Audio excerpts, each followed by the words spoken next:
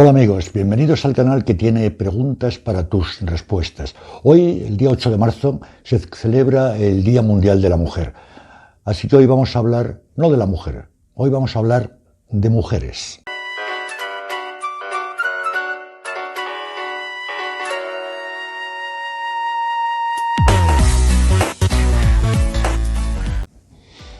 Quizá alguno penséis, ¿y por qué quiere hablar de las mujeres y no de la mujer? Si es lo mismo. Pues resulta que no es lo mismo, porque cuando empleamos el singular para referirnos a un grupo, a un colectivo de miles o de millones de individuos, es una manera de borrar la individualidad para resaltar la importancia del colectivo total.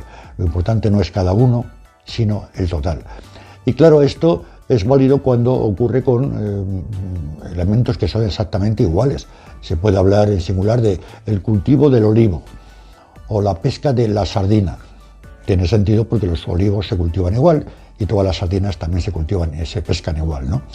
Sin embargo, con las mujeres no ocurre así. Lo único que podríamos encontrar esta justificación del concepto mujer, la mujer, sería en un tratado de anatomía, cuando habla en el capítulo de el aparato reproductor de la mujer. Ahí sí, porque todas las mujeres tienen el mismo aparato reproductor. Por lo demás, todas las mujeres son distintas. Cada mujer es completamente distinta de todas las demás mujeres. Por eso prefiero hablar de las mujeres y no de la mujer. Luego hay que diferenciar también el ámbito privado y el ámbito público. El ámbito público es la posición de la mujer en la sociedad y el privado la posición de la mujer dentro de sus relaciones privadas, particulares, familiares. En la sociedad se han producido grandes evoluciones, por no remontarnos a la antigüedad, pues simplemente ya del siglo pasado, en Europa, en España en concreto, pues en los años 50, la inmensa mayoría de las mujeres, su horizonte consistía en encontrar marido, casarse, tener hijos y dedicar su vida a atender a los hijos, a cuidar del hogar, de la limpieza, de la alimentación y a cuidar de los enfermos también. No entro en si esto era bueno o malo, simplemente lo describo, es lo que había. Y lo que sí que es cierto es que si alguna mujer no se sentía a gusto con ese papel y quería hacer otra cosa, lo tenía realmente difícil porque había innumerables barreras mentales que lo impedían y también barreras legales que no lo hacían posible. Después, en el último cuarto del siglo, ya a partir de los años 70, 75, se produjeron unos cambios importantísimos en este aspecto. Una gran mayoría, una inmensa mayoría de las mujeres, sobre todo de las más jóvenes, se incorporaron a la vida laboral externa, a trabajar en una oficina, en una fábrica, con un sueldo, aparte del de la casa. Desde luego no se libraron tampoco del trabajo doméstico. Fue una época bastante dura para las mujeres porque empezaron a trabajar fuera de casa sin dejar de hacer prácticamente los mismos trabajos que hacían dentro de casa. Curiosamente, en aquellos años, del año 75 al 2000, en España, por ejemplo, durante 14 años hubo un gobierno socialista que no era feminista, que no tenía igualdad de número de ministros y ministras, por la sencilla razón de que durante esos 14 años ese gobierno no tuvo ni una sola mujer ministra, no había paridad en nada. Y sin embargo fue cuando se produjo el gran cambio. ¿Por qué? ¿Debido al factor de ese gobierno socialista? No, debido a dos factores importantes. Por una parte, y fundamental, la libre disposición de los métodos anticonceptivos que liberaron a las mujeres de la esclavitud derivada de tener que dedicarse a procrear y a tener un hijo y otro y otro. Las mujeres podían elegir ya cuándo y cómo tener los hijos y esto les dio un gran impulso para poderse incorporar a la vida laboral. Esto unido a la desaparición de todas las barreras legales que le impedían hacer determinadas cuestiones y la reducción de las barreras mentales hizo que se produjera este enorme cambio durante aquella época. Llegamos al siglo XXI. En el siglo XXI, ¿qué observamos? Pues que han desaparecido absolutamente todas las barreras legales. Todas las mujeres tienen los mismos derechos que todos los hombres. Incluso en algunos aspectos tienen algunos derechos más que los hombres. Y sin embargo, es curioso porque en este primer cuarto de siglo XXI, que ya le falta poco para terminar, observamos que en algunos países, como en España, en 2004 llegó al poder un gobierno feminista, se autoproclamaba feminista. En 2018 llegó otro, que es el que se mantiene, que también presume de ser feminista. Y a pesar de que es cuando las mujeres tienen igualdad absoluta de derechos con los hombres, cuando más participan en todos los aspectos de la vida social, es cuando los días estos internacionales de la mujer es cuando son más reivindicativos, cuando más se protesta y cuando más se reclama y siempre se critica al famoso patriarcado. Luego está el ámbito privado. El ámbito privado es el que constituye la relación directa y personal de un hombre con una mujer o de una mujer con un hombre y su familia. Claro, aquí la posibilidad de influencia del legislador es muy reducida porque, nos guste o no nos guste, pues a la mayoría de los hombres les siguen gustando las mujeres y a la mayoría de las mujeres les siguen gustando los hombres.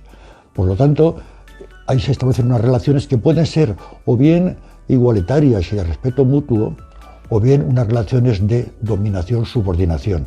Lo ideal, naturalmente, es que sean de las primeras, igualitarias y de respeto mutuo. Pero esto es una cuestión de educación, no de legislación.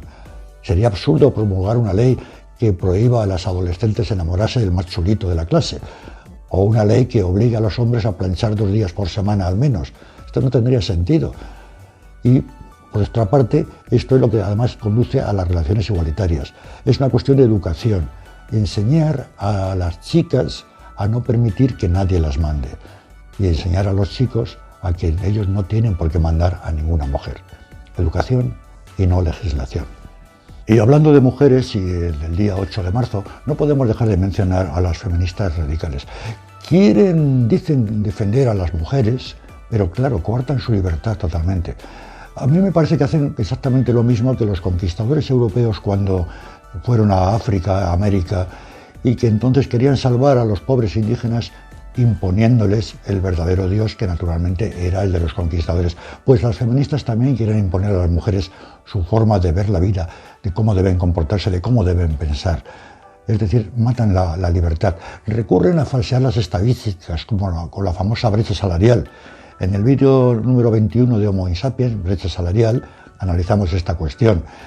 Dicen que las mujeres hacen generalizaciones. Las mujeres es que no tienen el poder. Bueno, pues a mí se me ocurren algunos nombres, como Golda Meir, que fue primer ministro de Israel, Margaret Thatcher, primer ministro de Inglaterra, y Angela Merkel, canciller de Alemania. Todas ellas no eran feministas y además no eran de ningún gobierno de izquierdas. Recurren también a bobadas infantiloides, como esto de la paridad, el mismo número de hombres que de mujeres en los consejos de administración, en las listas electorales, en todas partes. Pues esto no ayuda para nada a ninguna mujer. O el lenguaje este de Barrio Sésamo, ¿no? Es decir, los niños y las niñas, los chinos y las chinas, los vascos y las vascas. También sobre esto podéis verlo en el vídeo titulado Judíos y Judías de este mismo canal. En definitiva, hoy en día no tiene sentido todo esto.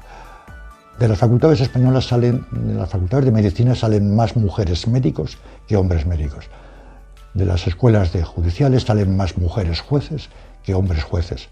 Y no pasa nada. No pasa nada si hay diferencias. No pasa nada si en general las mujeres gastan más en cosméticos que los hombres. O si más mujeres leen prensa del corazón y más hombres leen prensa deportiva. No pasa nada si hay más mujeres médicos que hombres y hay más ingenieros hombres que mujeres.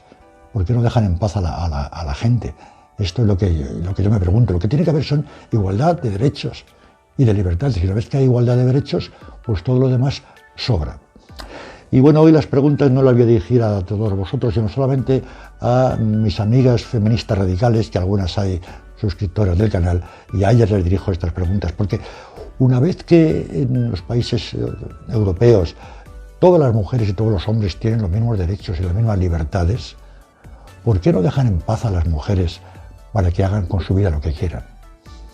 ¿Y por qué no dejáis en paz a los hombres y no los consideráis siempre como perversos y malvados tiranos? ¿Y por qué no vais a celebrar este día 8 de marzo de reivindicación de derechos de las mujeres ante las embajadas de Irán, de Afganistán o de Arabia Saudí? Y esto es todo, amigos. Dentro de 2 semanas, otro vídeo de Homo Sapiens.